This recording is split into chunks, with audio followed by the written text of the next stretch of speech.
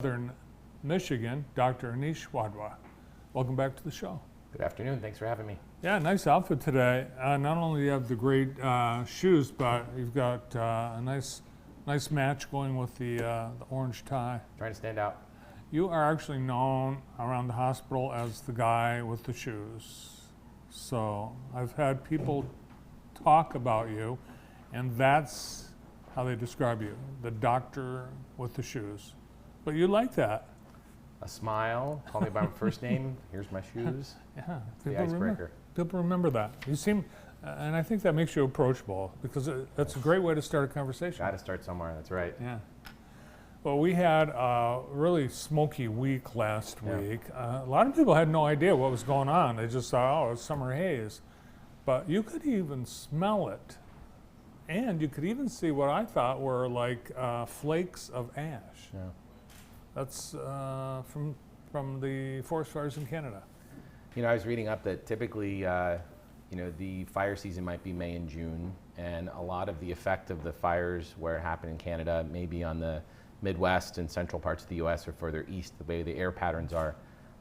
This was maybe affected by, the what's happened the last winter, or maybe what's happened the last few years, and so the consequence is that things are pretty significant. There's already, I think, gone through almost 7 million acres, and the estimate is this is well above what their typical annual what they see. So, just the beginning of the summer. Well, as someone who specializes in breathing in the lungs, as a pulmonologist, this is a season where there can be a lot of concerns. I don't remember, other than the last handful of years, ever having forest fires affect us with air quality. The impact, I think, has been really pronounced the last 5 or 10 years. And whatever your thoughts are about how climate change happens, there's things changing in the last decade or so, and temperatures are warmer. And so maybe things were always happening just at a lower rate, and we didn't notice. Certainly, I think it's one of those things that's front of mind now in terms of chronic disease and what are we doing to look for things more and more. We're looking for ways to prevent things. And so you're right, it seems more common now than it did before. Certainly this very well could be a significant summer for people, especially with chronic disease.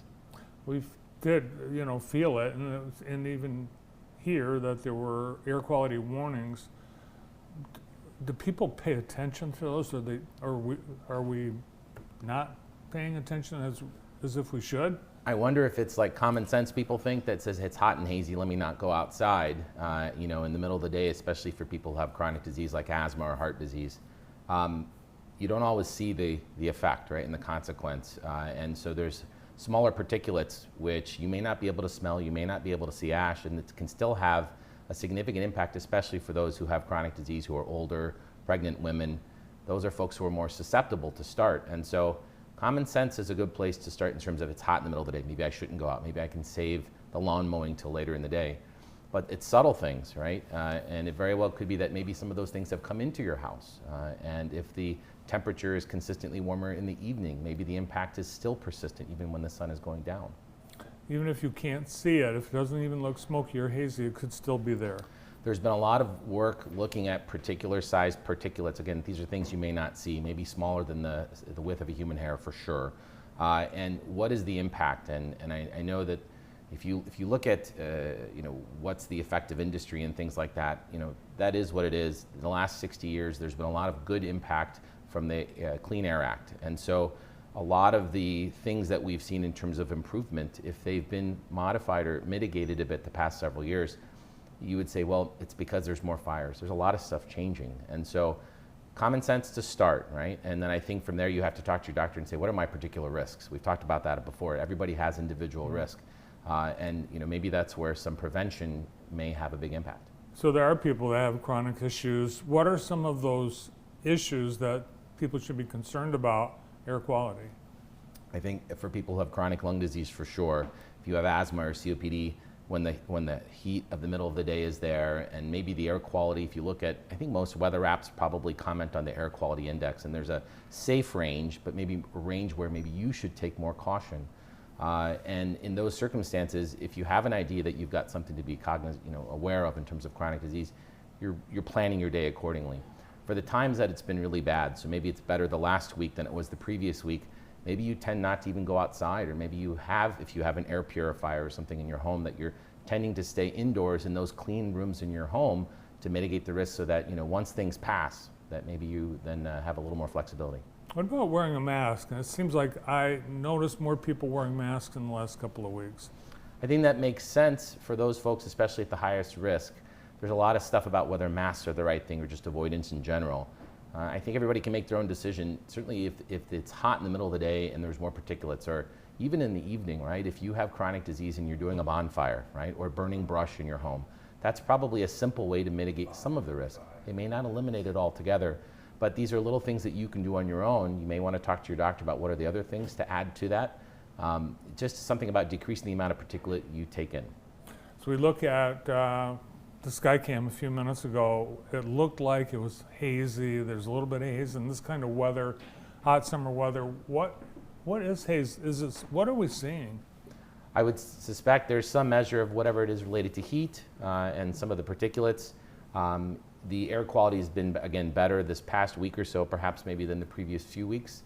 I would say that for those who are just going based on eyesight alone or what they see, that's probably not the only way to plan ahead for the day.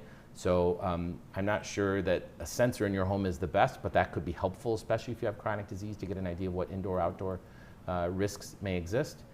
Looking at weather forecasting, and again planning ahead, so that even if you're not sure, at least you're taking the steps you can individually to decrease whatever risk you may have. A lot of people do their workouts outdoors in the summer. You're a road cyclist, and Yeah. if you're like me, you're going to look at the temperature forecast before you make a plan to make a long bike road trip. What's your threshold where you won't go out?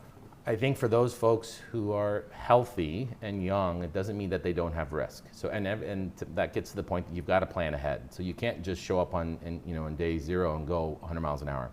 So prep, and so conditioning is important. I think hydration is important. That's just general, maybe common sense, but that makes if you're going to go train, maybe you're building up to a day or an event. You can achieve the same endpoint if it's at 2 o'clock in the afternoon and maybe it's 6 o'clock in the evening, right? And maybe there might be a little bit better risk.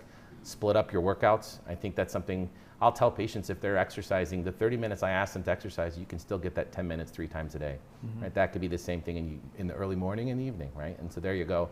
That cuts down some of your risk, and maybe you have an idea what your route is and you've planned ahead, where are my stop points, especially in the middle of the summer, because it's more likely you're going to be warmer and maybe more dehydrated than you realize. And that feeling of before, I guess it's the point where before you get heat stroke, where you're feeling fine, and then suddenly something's not right. You need to stop before you get to that point. I think signs can be subtle, right? Maybe it's a little bit of dizziness, maybe it's a little bit of nausea. That might be too late though. And so if you know you're going to be outdoors for an extended period of time, certainly reducing sun exposure, staying well hydrated. I think planning ahead, if you're going to be outside for a certain amount of time, let me split up my activity into certain amounts, or I know there's going to be a shady area, I've got to take a break, and preemptively doing those things so that you don't run into problems. We're going to be in the 90s later this week. The humidity is going to be higher. Breathing hot air, just being outside, whether you're exercising or not, is it negative impact to the lungs? Short term, in terms of acute exposures, can certainly have patients be symptomatic. They might have to use their inhalers more if they have chronic lung disease. For people who have heart disease or people who have history, risk factors for stroke, it may not be the heart disease or the stroke that ends up being the problem. It's the lung issue. If folks are even generally healthy, that may then lead to a secondary thing. So maybe it's something where you use an inhaler prior to activity. Maybe it's, again, you try to plan during the day when you're going to be outside.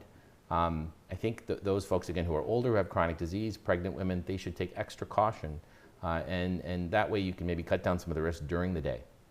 The air, is it heavier when it's humid? Certainly feels like that. Yeah. And I think humidity, most of my patients over the years have described either cold, dry air or heavy, humid air. Sometimes that can make their breathing worse. So using inhalers prior to activity, like we talked about, if you're going to be outdoors and there's a grill, or you're burning brush in the middle of the day, or you're doing a bonfire, even when the sun may be down and it's still really hot in the evenings, that still might be time to wear a mask, like you mentioned. And so these are ways, you can maybe cut down some of your risk. Certainly exacerbation frequency for people with chronic disease can be higher in these times of the year. So prevention is an important thing.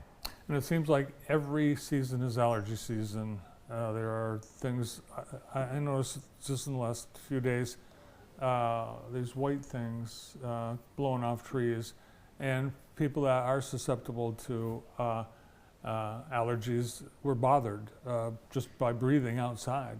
What kind of an allergy season are we having right now?